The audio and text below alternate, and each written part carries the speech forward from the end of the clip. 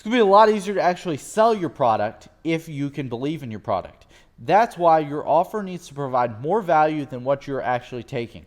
Okay, it's rap packed to my pulse flat. We keep it real, no false rap. I got 4 cars and they all black. Got 4 bras and they all that. We call that ballin', doing this.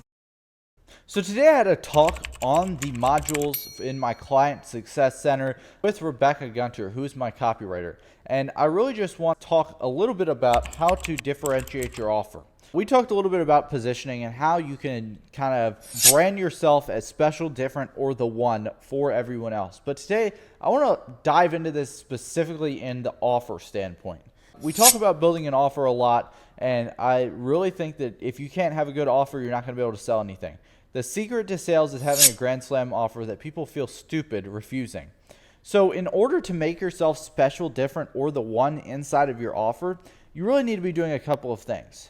One thing you need to be doing is making sure that you are showing why your service is different.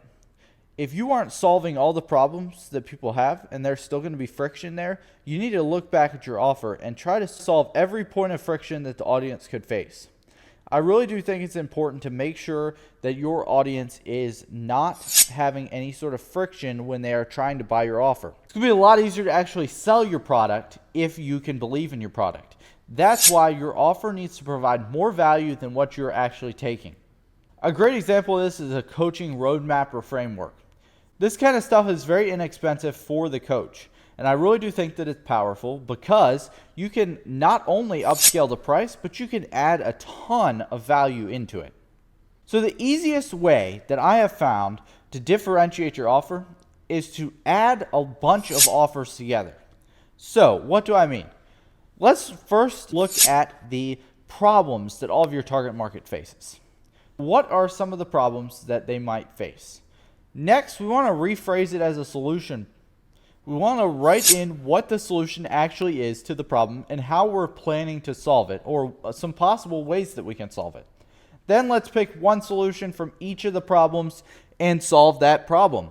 In this case, we're going to bundle a bunch of things together, tie them all together in one package, and then your package is not comparable. When people look at your package, they're willing to pay a higher price for it because it's not a commodity. It's actually a price that people are willing to pay because there is something different. It's not just any old framework or any old XYZ, whatever you're selling. It's something that's different because you bundled stuff together. That is how you kind of differentiate your offer and make yourself stand out as special, different, or the one inside of your own offer.